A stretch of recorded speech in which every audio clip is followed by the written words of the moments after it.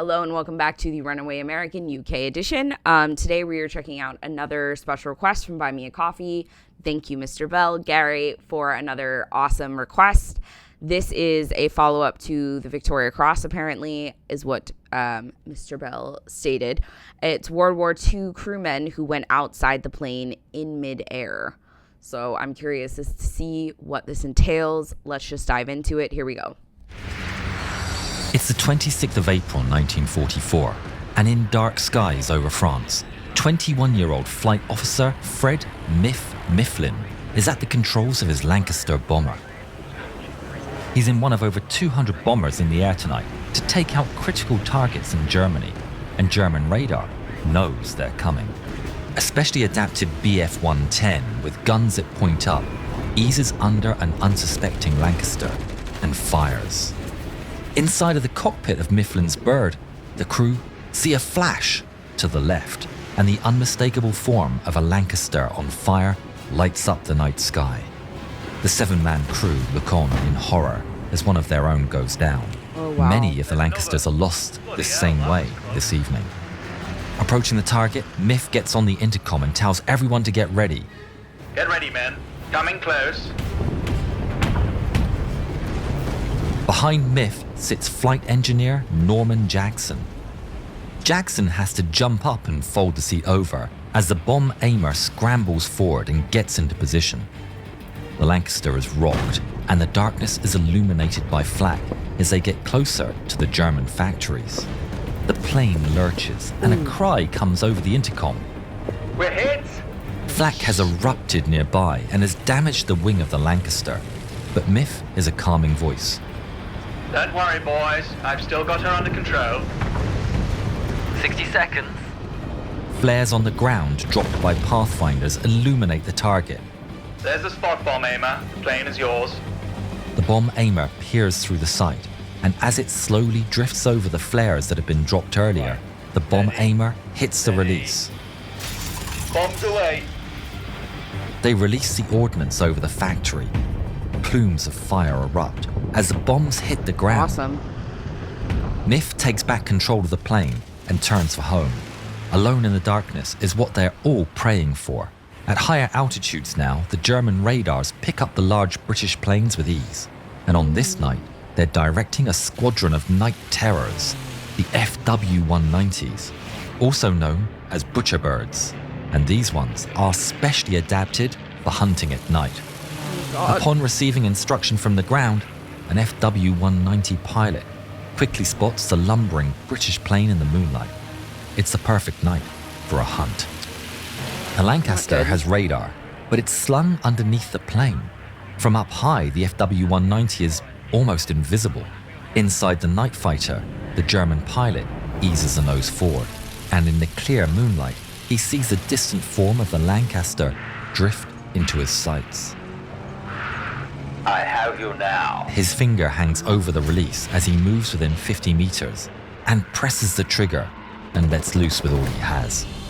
Cannons and machine guns shatter and pound, and he sees tracers snake out towards the tail of the bomber.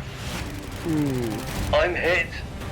The German 20mm shells have ploughed through the tail, and tail gunner Norman Johnson is now badly injured. There's another. Turrets of the Lancaster erupt in return, but the German pilot disengages, pulls up, and disappears into the gloom. That's not Keep them good. peeled, boys. He's out there somewhere. The 190 reappears from 5 o'clock level position, and then fires a burst along the entirety of the bomber's length, punching through the fuselage and hitting the right wing. Without a tail gunner, Miff knows he's got to work hard if the crew are going to get out of this one. Hold on, men. He pushes a massive bomber into a dive and a turn, performing a corkscrew maneuver through the air in an attempt to throw off the 190. Mifflin is a great pilot, but the 190 is an incredible piece of machinery, and against the Lancaster, it can easily keep up with its superior agility and speed. The 190 follows, firing all across the aircraft. A shell strikes right next to the cockpit, and pieces of shrapnel pepper Norman Jackson's legs. He winces with pain, but as he does so, he sees the cockpit illuminated as fire bursts out of the holes in the wing, right next to the engine. We're on fire. The remaining turret fires with all he has at the 190, but then the enemy pilot disengages once again and disappears into the dark. Bandit's gone. Not for long. Check on Johnson. Jackson watches the fire expand, gushing out of the many cannon strikes across the wing. If it burns for too long, it will snap the wing in half or cause the fuel tank to explode.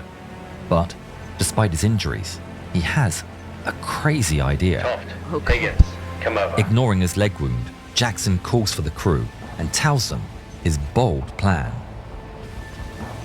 I can go out there. Where? Outside. He plans to get out of the aircraft, crawl along the outside of the wing and put out the fire.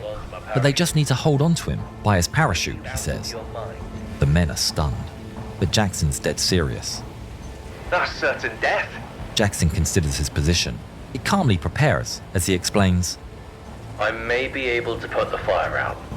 If I do, you should be able to drag me back in. And if I don't, and I get blown over the wing, then just beat the parachute out best you can. What do you think, Miff?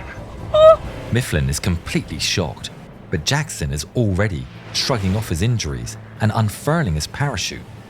Without time to think it over, the bomb aimer and navigator take hold of the parachute lines and Jackson steps up to the hatch. Ready? Ready.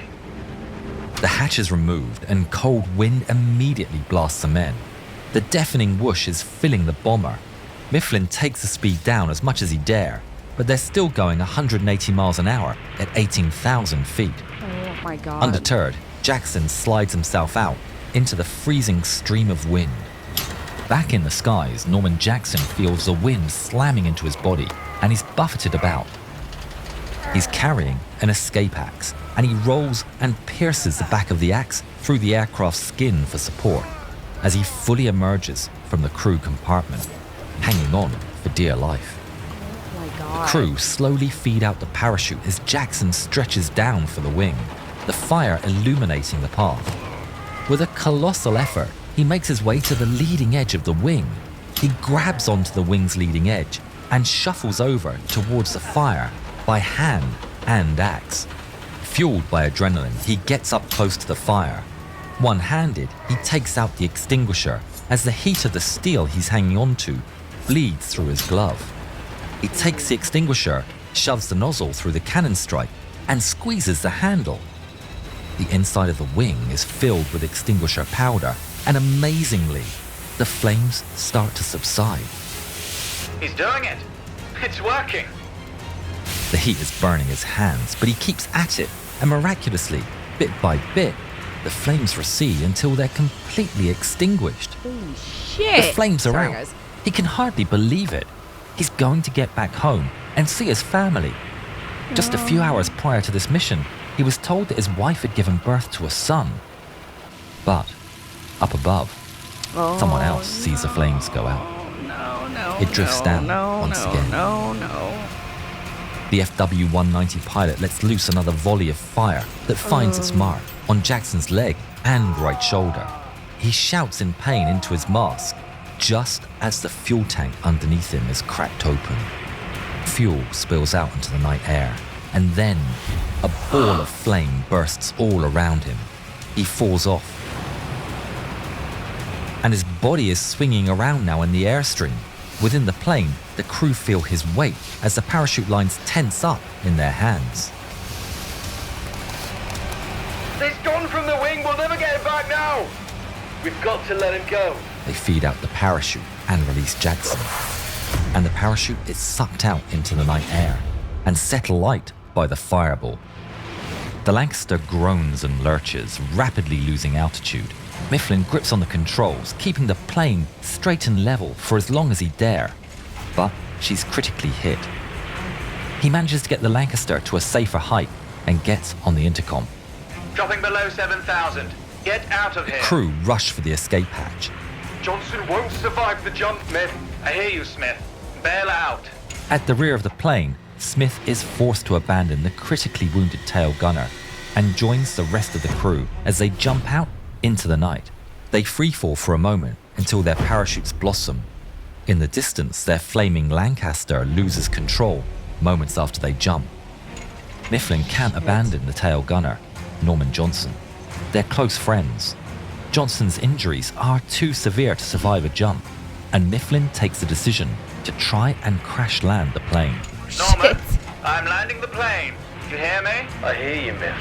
I'm here, and we're going to crash land. Yeah. You hear me? Okay. Okay. That act was not to succeed, and both men lost their lives. A flaming parachute wheels and flaps in the night sky, with Norman Jackson attached. Incredibly, he's still alive, the ground approaching rapidly until Jackson hits the ground hard. Smoke is still coming from his charred flight suit. Not good. He's in terrible pain, but he's alive. Bushes broke his fall, but even so, the impact was so hard, it's broken both of his ankles. His hands are badly burned, his legs are covered in wounds, and he has a bullet in his shoulder. Help! He's in desperate need of medical attention. He won't make the night without it. He sees a farmhouse. Harnessing all his remaining strength, Jackson crawls towards it on his elbows and knees.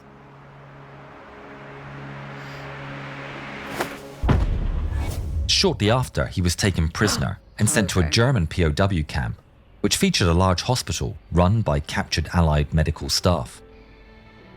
Jackson would end up making a full recovery. The 5 survivors of his stricken Lancaster stayed in camp until liberated in 1945. Jackson finally got to go home and meet his son, who was born on the night of this mission. Later that year, he was awarded the Victoria Cross for his actions on this mission. Upon hearing the news, his immediate reaction was, "What the hell for?"